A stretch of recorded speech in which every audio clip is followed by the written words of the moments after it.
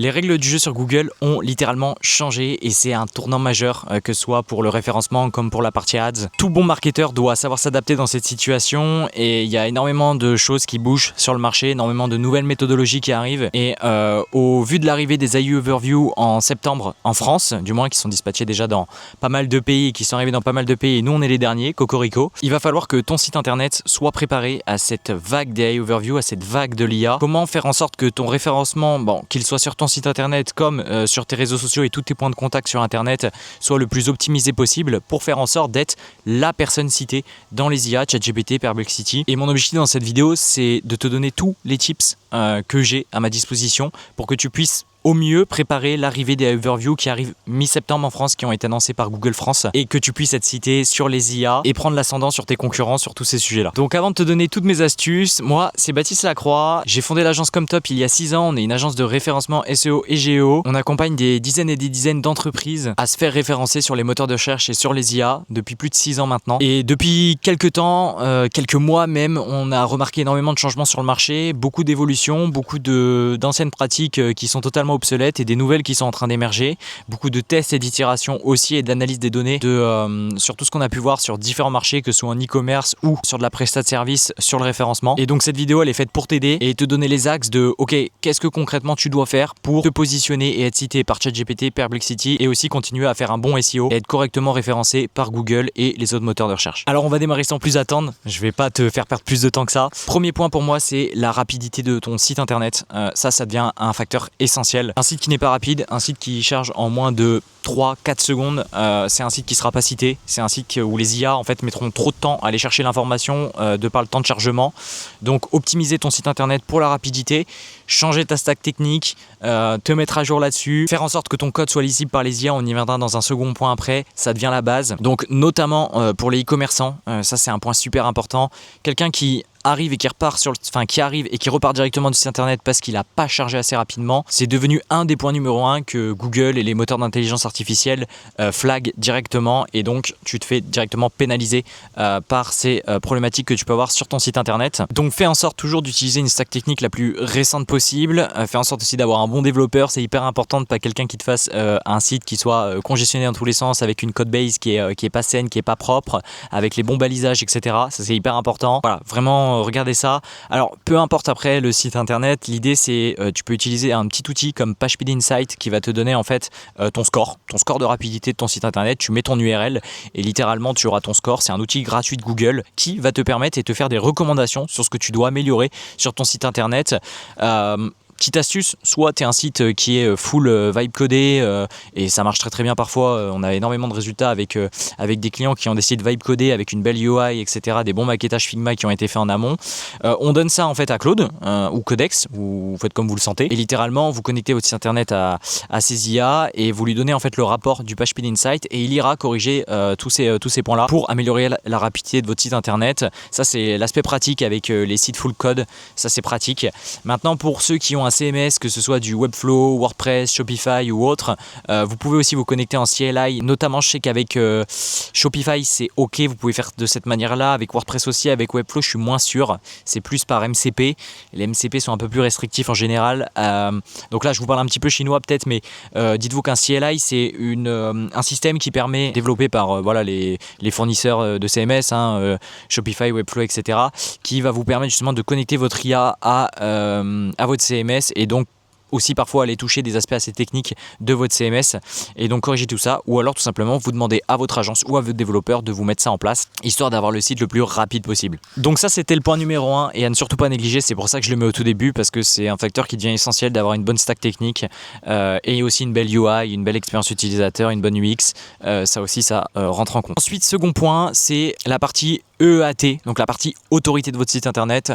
Comment est-ce que la partie confiance, comment est-ce que votre site est perçu par les robots, que ce soit les robots de Google ou les robots de ChatGPT, Perplexity, etc. C'est tout simplement, est-ce que derrière en fait les données, derrière votre site internet, il y a de réelles personnes qui écrivent les articles de blog.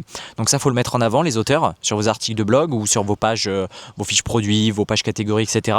Montrez les auteurs, montrez un sommaire, montrez un résumé, toutes ces petites fonctionnalités là qui vont donner du poids à vos arguments, vos fonctionnalités sur votre site internet et qui vont permettre aux IA de mieux crawler celui-ci, mais également démontrer votre expertise dans votre contenu. Je m'explique, vous avez énormément de données dans toutes les boîtes que vous avez, si vous en avez plusieurs, ou une seule même, mais vous avez énormément de données qui sortent chaque année de votre entreprise, et ces données-là, en fait, elles sont hyper importantes parce que c'est des données propriétaires. Maintenant, on retrouve de tout sur Internet, et si vous pouvez mettre ces données propriétaires dans vos analyses, dans vos articles de blog, dans vos contenus au global, que ce soit des fiches produits, des pages catégories ou autres, ou vos pages services, eh bien, plus vous avez de données propriétaires, plus vous allez donner de la confiance auprès des moteurs de recherche pour qu'ils puissent vous faire remonter déjà dans leur algorithme, mais également que vous soyez cité sur les IA. Donc ça, c'est hyper important, et avoir un auteur cité, aussi également des dates de modification, voilà, savoir quand votre contenu a été modifié, quand est-ce qu'il a été publié, des petites fonctionnalités comme le temps de lecture, nous je sais qu'on aime bien conseiller ça et tout.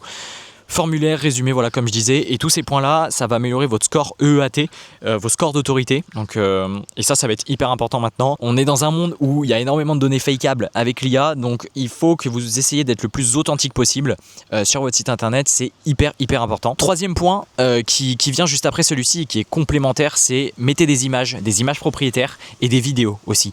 La vidéo n'a jamais eu autant de poids et d'importance que de nos jours sur vos contenus, que ce soit sur vos réseaux sociaux, que ce soit sur votre site internet.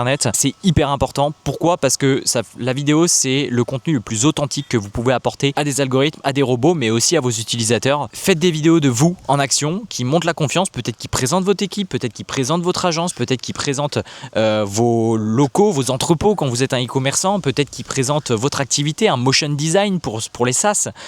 Voilà. Hyper important. Pourquoi ? Parce que ça, pareil, c'est de la propriété. Donc utilisez absolument ces leviers-là. Et pareil pour les images, des photos de votre équipe, de vous-même, en action, sur le terrain, etc. Tout ce qui va permettre de personnaliser au maximum votre site internet et l'expérience en fait des utilisateurs, mais aussi des robots. Tout ça est littéralement pris en compte.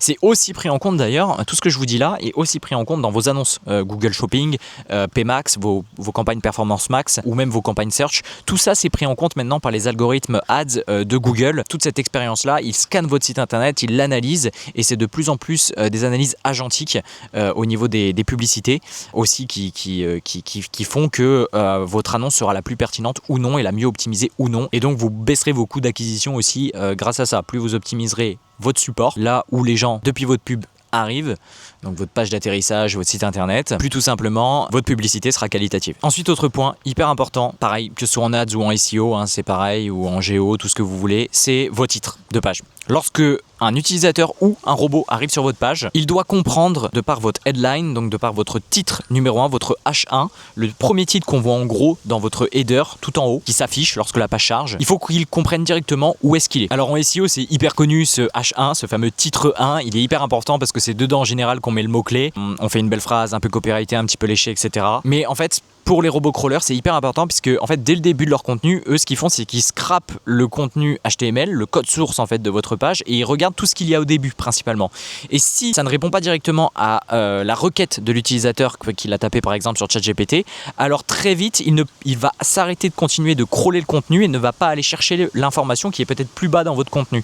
Donc toutes les informations qui sont tout en haut de votre contenu sont hyper importantes pour les robots. Alors attention, ne faites pas des gros pâtés de texte en mettant toutes les informations en haut, etc. C'est pas le but, il faut que ce soit aussi en termes de UI et d'UX sur votre site internet esthétique, et que ça donne envie aussi, et que ça donne l'opportunité de convertir aussi vos utilisateurs, que vous soyez un SaaS, un e-commerce ou une agence de prestat de service ou autre. Donc ça, voilà, attention à ça. Mais faire en sorte de penser que les robots vont d'abord analyser vos premiers contenus avant de continuer à faire défiler, et que si ça leur convient pas, que ça répond pas à l'intention, à la réponse qu'ils ont besoin, eh bien si ça répond pas à ça, ils vont pas aller plus loin. Et donc vous serez pas la source qui sera citée. C'est d'ailleurs pour ça que dans les articles de blog, on recommande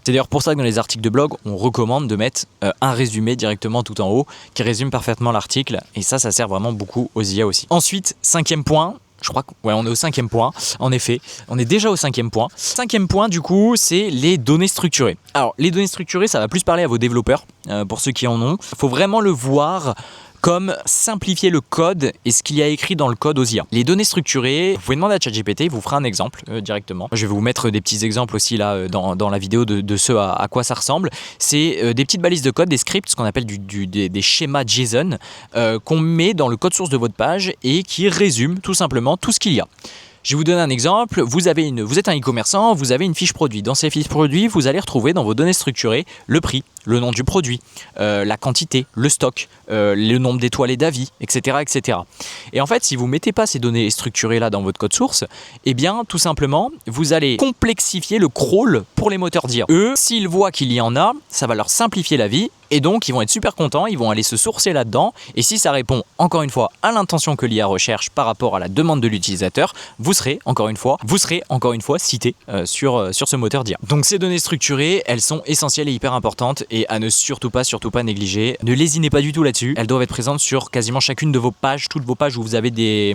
Elles doivent être quasiment sur chacune de vos pages, tout ce qui va être page catégorie, fiche produit, page service, home page. Imaginons que vous êtes un artisan aussi, vous avez un service donc local en général, et bien tout simplement vos données structurées elles vont aussi vous servir. Par exemple sur votre page d'accueil, vous allez mettre votre adresse, votre localisation dans ces données structurées là, votre numéro de téléphone, vous allez mettre des coordonnées GPS aussi pour aller encore plus loin, vous allez mettre le nom de votre structure, la description, vos services, voilà, tous ces données structurées là. Vous allez me dire oui mais moi je l'ai déjà marqué sur mon site internet, mais ces données structurées c'est un peu comme si c'était du code compacté, comme si c'était le code barre qu'on peut retrouver sur quand vous achetez un vêtement dans un magasin. C'est un peu le code barre qui répertorie toutes les données propres au produit, toute la traçabilité du produit. Et enfin, pour moi, dernier point qui est essentiel, c'est travailler vos différents canaux d'acquisition, travaillez pas que votre site internet, soyez présent sur les réseaux sociaux, sur Reddit, sur X, sur Instagram, sur Facebook, bref, ayez votre site internet, développez votre brand sur différents canaux, c'est hyper important puisque plus vous aurez de points de contact différents sur internet, plus vous aurez la chance d'être cité et d'être des moteurs d'autorité pour les IA, mais aussi pour Google, puisque d'ailleurs aussi très récemment, Google a annoncé et est en train de déployer une fonctionnalité sur sa Google Search Console, donc l'outil phare de Google pour les SEO. Ils sont en train de déployer en fait une fonctionnalité qui permet de suivre aussi un petit peu ce qui se passe sur nos réseaux sociaux. Donc vous pourrez connecter aussi plus uniquement que votre site internet, vous pourrez connecter votre Instagram, votre LinkedIn, etc., etc. Donc ça c'est hyper important. Parmi toutes ces techniques là, il y a des techniques de parasite SEO qu'on peut, voilà, mais je rentrerai pas là-dessus dans cette vidéo. On peut se servir de l'autorité de ces gros sites internet là, enfin de ces grosses plateformes sociales pour parasiter aussi certains sujets en SEO. Et donc ranker à la place de notre site internet lorsque notre site a peu d'autorité. Mais voilà, donc tout ça c'est des points en fait essentiels. Donc tout ça c'est des points aussi à prendre en compte. N'ayez plus uniquement qu'un site internet, faites vraiment du 360. Soyez aussi présent sur YouTube, le SEO se développe de plus en plus sur YouTube. C'est pas pour rien qu'il y a plusieurs années de ça, Google a racheté YouTube.